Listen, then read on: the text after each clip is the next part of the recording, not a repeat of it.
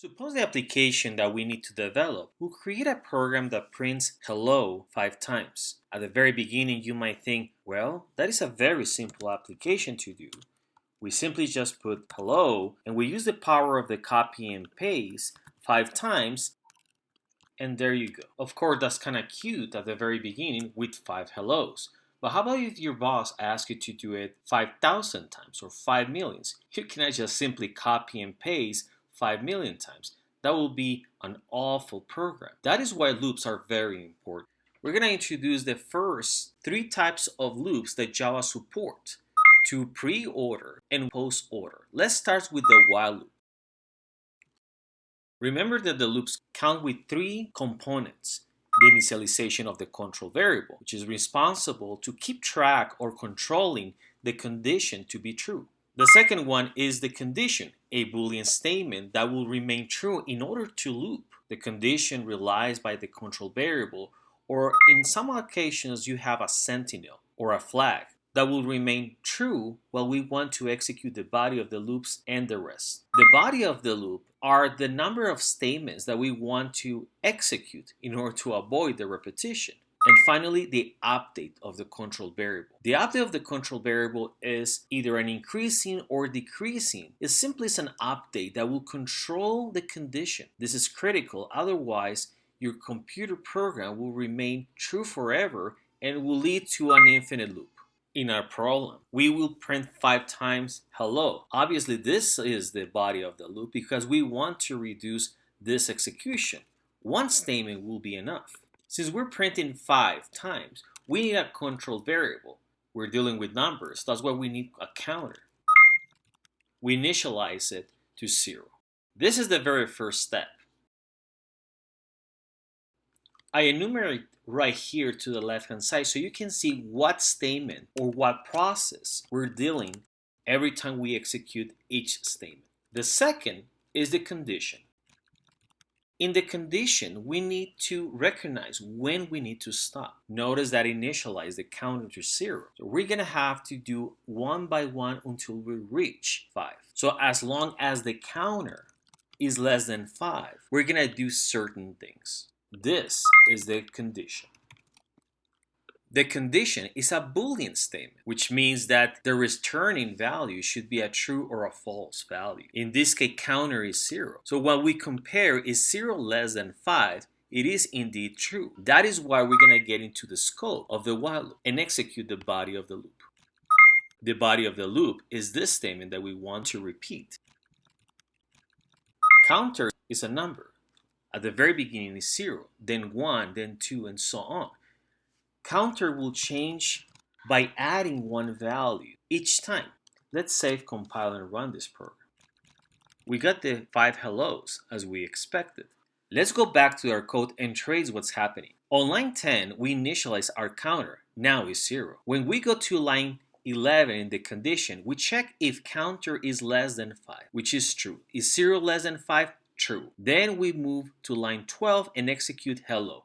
That's how we got the very first hello. Line 13 will update counter. Currently counter is 0. 0 plus 1 will be assigned to the new value of counter, which is 1. Line 14 is just the end of the scope of the while loop, which means that we need to go back to line 11 and evaluate that condition again. This time counter is 1. And we're going to ask this question: is 1 less than 5? True. Because it's true, we execute the body of the loop, which is line 12. Print hello. Next, we'll go to line 13 and we'll get the value of counter, which is 1 plus 1 is 2. This right hand side that you see from the equal sign will be assigned to the left hand side. Counter now is 2. Line 14 means go back to line 11 and compare.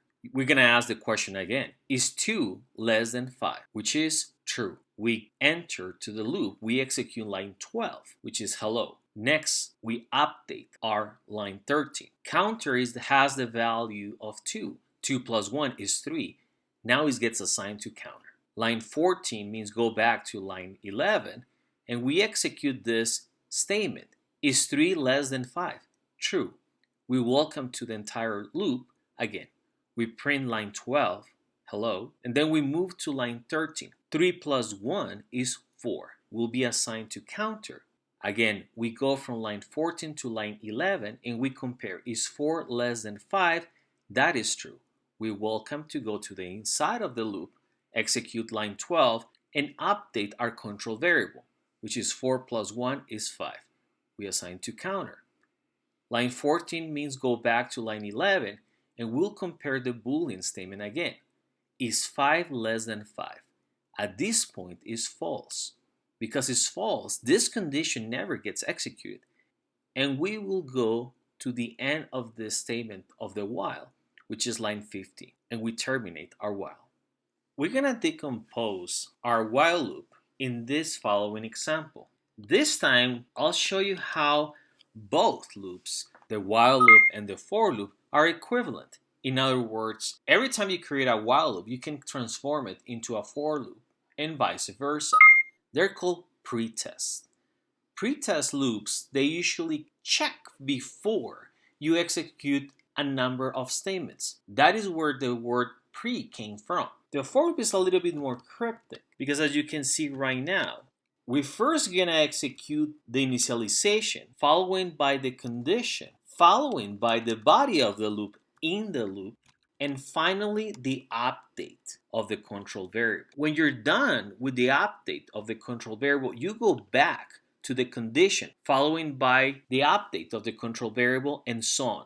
We're going to live in this triangular aspect until the condition is false. Once it's false, you get out of the loop. So we can simply go into transform this 1, 2, 3, 4 using the for loop. First thing is the initialization, which I'm going to migrate inside of the for loop, followed by the condition, counter less than 5, followed by the update, number 4.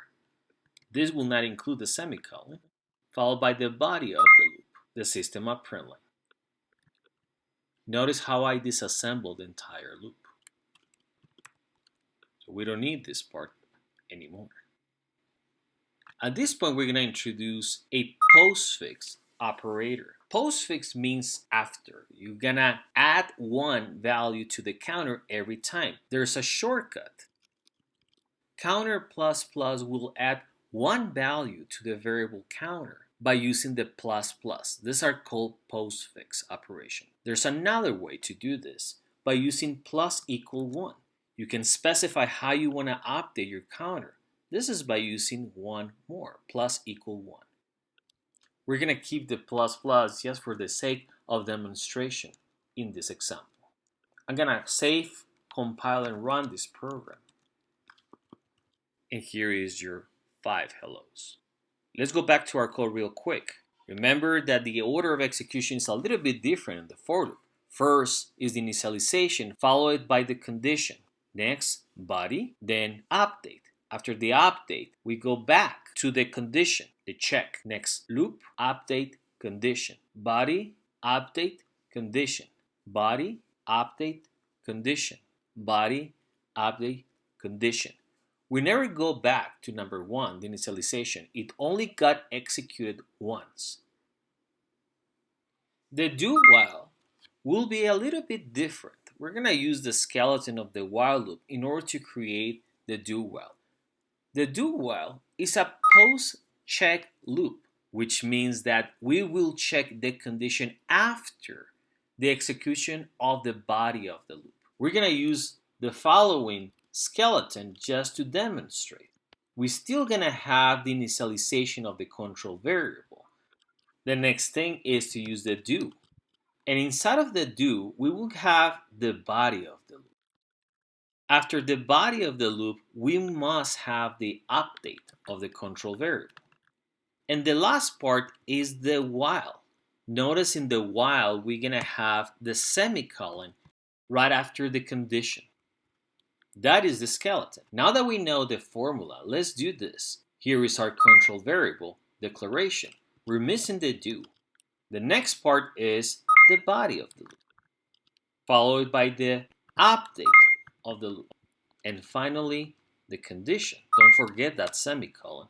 If we save, compile, and run this program, we got the 5 hellos. So at this time you might think, it's the same situation. What will be the difference? It is a big difference. For example, Suppose that in loop 1, the one that we have here with the while loop, we're supposed to change here the condition to print it 0 times. We got nothing. Why? Because counter is 0. And we go back here to our code. If 0 less than 0 is false, so it's not going to execute. In similar fashion, for the for loop, if we change this condition to 0, we compile and run this program, nothing will happen. However, if we go to the do while and we put here 0 and we save and compile this program, we got 1 hello. Because in the code, we first initialize, we execute, and then we update. Then we check if it was okay.